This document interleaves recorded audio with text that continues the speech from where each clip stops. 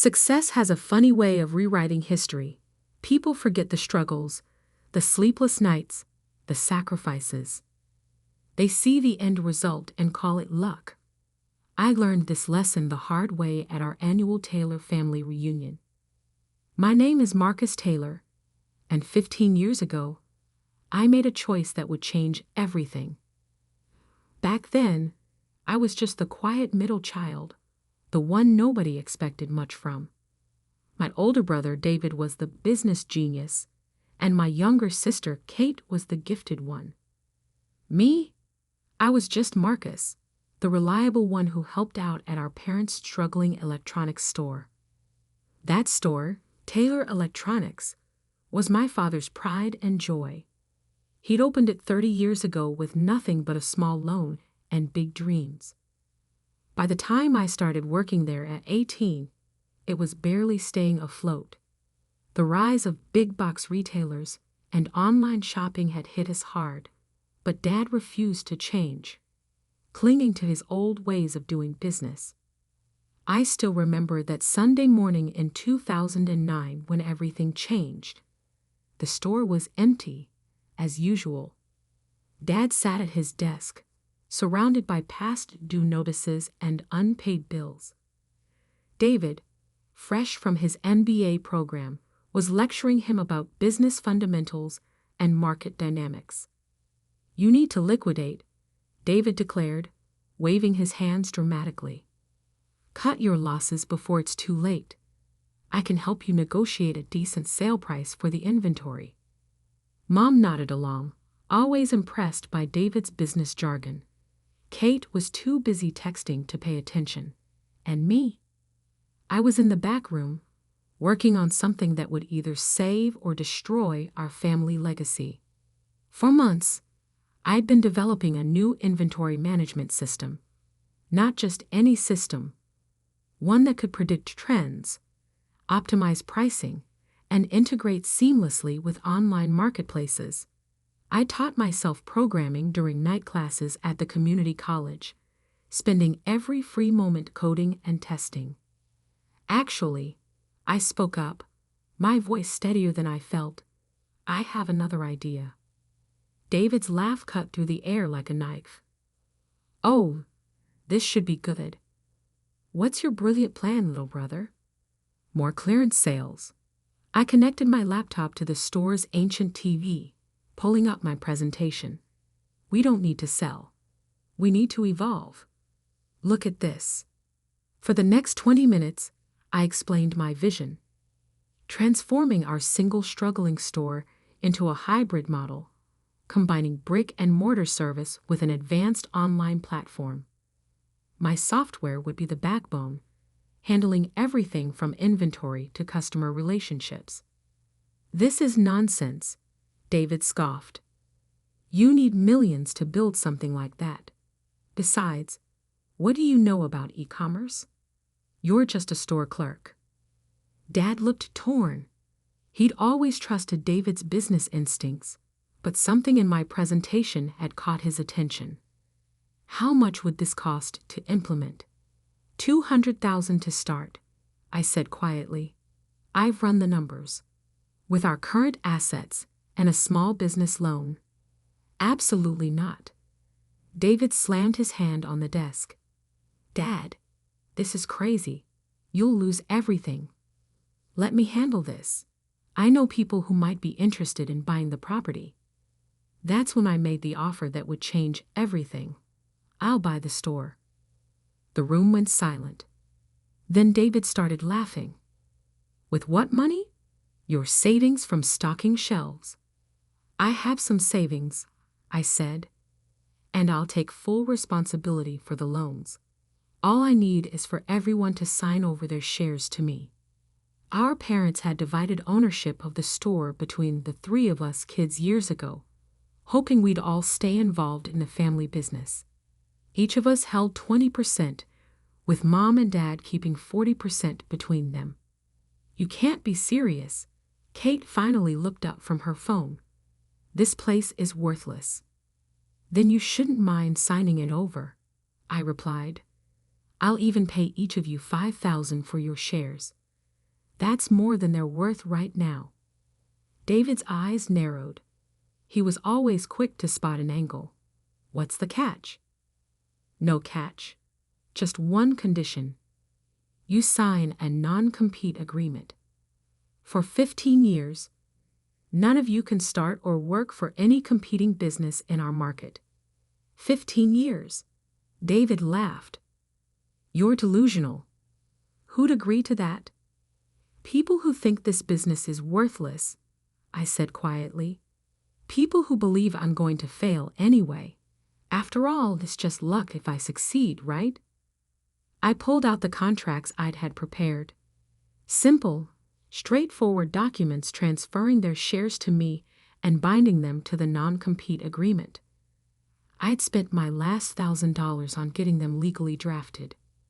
This is ridiculous, David declared, but I could see the wheels turning in his head. $5,000 for worthless shares in a failing business. Plus, in his mind, the non-compete was meaningless because there was no way I could succeed. Kate signed first, barely reading the document. Whatever. I need a new phone anyway. Mom and Dad exchanged looks. They'd been trying to figure out how to retire, and this offered them a way out. They signed next. David held out the longest, lecturing me about business realities and market forces. But in the end, his belief in my inevitable failure and his need to prove himself right won out. He signed with a flourish. Congratulations, he smirked. You just bought yourself a sinking ship. I gathered the signed contracts carefully, treating them like the precious documents they were. Maybe I just bought our family's future. The next few years were a blur of 18-hour days, endless code revisions, and countless setbacks. I moved into the store's back office, sleeping on an old couch to save money. Every dollar went into building the business. My software evolved from a simple inventory system into something more powerful. It could predict market trends, optimize pricing in real time, and create personalized shopping experiences. Major retailers started noticing our unusually high efficiency rates. By year 5, we had expanded to 10 locations, each running on my system. By year 10, we had licensed the software to hundreds of retailers across the country. Taylor Electronics had transformed from a dying local store into Taylor Tech Solutions, a multi-million-dollar retail technology company. Through it all, my family stayed away, convinced my success was just a string of lucky breaks. David started and failed at several ventures, always blaming market conditions or bad timing. Kate drifted between jobs, never finding her passion. Mom and Dad retired comfortably on the money I sent them, though they still credited David as their business advisor. Which brings us to last week's family reunion, held at my new lake house. 15 years almost to the day since they signed those contracts. David had been drinking, his bitterness amplified by the obvious signs of my success. The lake house, the cars in the driveway, the subtle but clear indicators of wealth that he'd always dreamed of achieving. You just got lucky, he shouted, gesturing wildly with his wine glass. All of this, it's just dumb luck.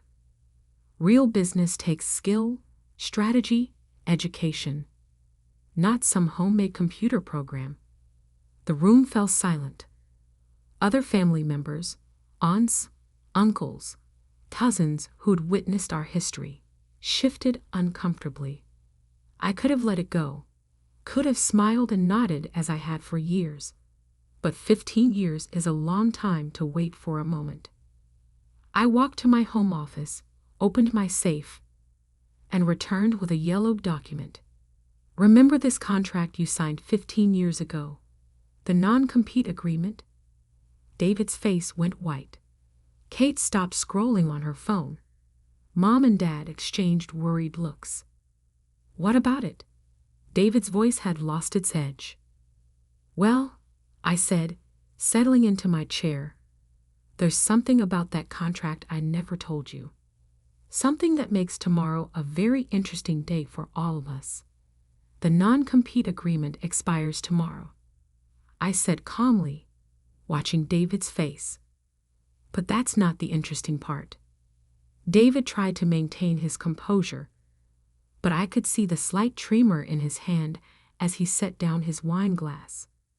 15 years of bitterness and resentment had led to this moment. The interesting part, I continued, is Section 7, Paragraph 3, the clause none of you bothered to read before signing. I opened the document, its pages soft with age. Would you like me to read it? Kate had finally put down her phone, her carefully maintained indifference cracking. Mom and Dad sat frozen on the expensive sofa they'd criticized as wastefully extravagant just hours earlier. This is ridiculous. David attempted his usual bluster. Some old contract from when you bought that worthless store. Who cares? I smiled, remembering all the times he dismissed me, mocked my efforts, attributed every success to luck, rather than admit he might have been wrong. Section 7, Paragraph 3. I read clearly, my voice carrying across the now silent room.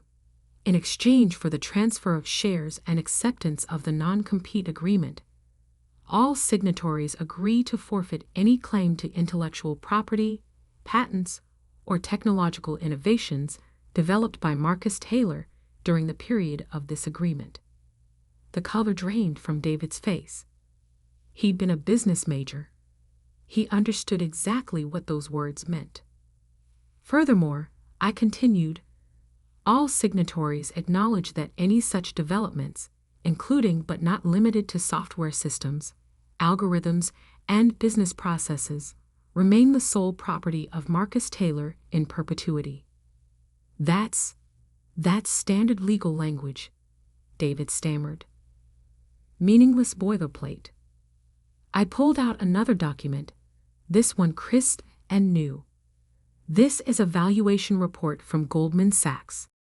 They estimate the current market value of Taylor Tech's proprietary software system at approximately $2.8 billion. The room erupted in chaos. Aunt Susan dropped her cocktail glass. Uncle Pete started choking on his appetizer. Kate's perfectly manicured hands began shaking. But that's not the real bombshell, I said, pulling out a third document. This morning, I received an offer. Amazon wants to acquire Taylor Tech Solutions. Their initial offer? $4.7 billion. Mom grabbed Dad's arm. David collapsed into a chair. Kate started frantically Googling on her phone. You can't. David's voice cracked. We're family. We owned the original business together. No, I corrected him. You sold your shares. All of you. You signed away your rights to everything I would build, convinced I would fail. You bet against me, David. Against your own brother. We didn't know. Kate burst out. How could we know you'd create something so valuable? You couldn't, I agreed. Just like I couldn't know for sure I would succeed. But here's the difference. I believed in myself, even when none of you did. I walked to the bar and poured myself a scotch, letting the moment sink in. 15 years of dismissive comments, mocking laughter, and condescending advice played through my mind. The acquisition goes public tomorrow morning, I continued. I wanted you to hear it from me first. After all, we're family. David jumped up, his face red. This isn't fair. We'll contest the contract. We'll sue. I pulled out one final document. You mean like you did with Thomson Electronics 3 years ago? When you tried to steal their retail concept? Or maybe like the lawsuit you almost faced from Henderson Tech last year? David fell back into his chair, his face ashen. How did you? I've been watching, I said quietly. Every failed venture, every attempted shortcut, every time you tried to copy someone else's success instead of building your own. I documented everything. Why? Mom's voice was barely a whisper. Because I knew this day would come. The day you'd all realize that success isn't about luck. It's about vision, hard work, and integrity. Kate stood up, her designer dress rustling. So that's it? You're just going to take the money and abandon your family. I laughed softly. Abandon? Like you all abandoned the store, abandoned Dad's dream, abandoned me when I needed support. The room fell silent again. Even David had run out of arguments. But I continued, you're right about one thing. We are family. Which is why I've made some arrangements. I pulled out a stack of envelopes, each bearing a name. Inside each envelope is a job offer. Real positions at Taylor Tech, based on your actual skills and experience. Not charity. You'll have to work, learn, and prove yourselves. But it's an opportunity. Why would you do this? Dad asked, his voice rough with emotion. Because 15 years ago, I didn't just buy a failing store. I bought a chance to prove something. Not just about business, but about character. I handed out the envelopes. The offers are good for 24 hours. After that, I move forward with the acquisition, and these opportunities disappear. David stared at his envelope, his hands trembling slightly. And if we accept, then you'll work harder than you ever have. You'll learn what it really takes to build something valuable. And maybe, just maybe, you'll understand that there's no such thing as luck in business. The room was quiet except for the sound of envelopes being opened. Years of resentment, jealousy, and missed opportunities hung in the air like smoke. Mom opened her envelope first, gasping at the details inside. Dad peered over her shoulder, his eyes widening. Kate clutched her envelope to her chest, her carefully maintained facade cracking. David sat alone, his unopened envelope like a weight in his hands. 15 years of believing he was the smart one, the business genius, the one who should have succeeded, all crumbling in a single evening. I checked my watch. In 12 hours, the acquisition would be announced. In 12 hours, everything would change. But right now, in this moment, I watched my family face a truth they'd spent 15 years avoiding. Sometimes the sweetest victory isn't in the money or the success. Sometimes it's in the quiet moment when people finally see themselves, and you, for who they really are. The grandfather clock in the hall struck 9, its deep chimes echoing through the stunned silence. Time was ticking away on their chance at redemption, just as it had ticked away their chance at being part of my success 15 years ago. The question now was, what would they choose? The next morning dawned clear and cold. I sat in my home office, watching the sun rise over the lake while waiting for the stock market to open. In 3 hours, the acquisition would be announced, and Taylor Tech Solutions would become headline news. My phone had been buzzing all night with messages from family members. Kate had been the first to break, sending a tearful voice message at midnight. I was wrong, she sobbed. I've been so wrong all these years. Mom and Dad had called at dawn, their voices heavy with regret. They'd spent the night reading through old news articles about my company's rise, finally understanding what their middle child had built while they were busy praising David's failed ventures. But from David, silence. I picked up his unopened envelope from my desk. The job offer inside wasn't just any position, it was a chance for real redemption. VP of Business Development, reporting directly to me. a role that would force him to learn the business properly, to build something legitimate instead of chasing quick wins and copying others' success. A soft knock at my office door interrupted my thoughts. David stood there, looking like he hadn't slept. His usual polished appearance was gone, replaced by something I hadn't seen in 15 years. Humility. "Can we talk?" he asked quietly. I gestured to the chair across from my desk. He sat down heavily, placing his unopened envelope between us.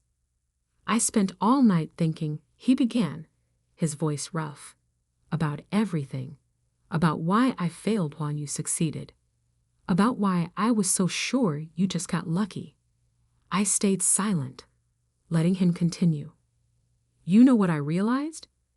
Every time I failed, I blamed something else. The market, the timing, the competition. But you never blamed anyone. You just kept building." He picked up the envelope, turning it over in his hands. "I didn't open this because I was afraid, not of what was inside, but of what it meant. Accepting this means accepting that I was wrong about everything." "Being wrong isn't the worst thing, David," I said quietly. "Refusing to learn from it is." He nodded slowly. "The non-compete expires today. I could try to compete with you, try to prove I could do it better. That's what the old David would do. And the new David?" He opened the envelope carefully, reading the job offer inside. His hands trembled slightly as he reached the details, the responsibilities, the expectations, the clear path of accountability.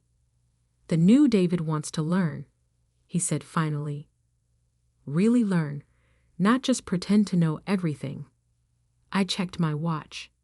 The market's open in an hour. Once the acquisition is announced, everything changes. If you want that position, you need to decide now.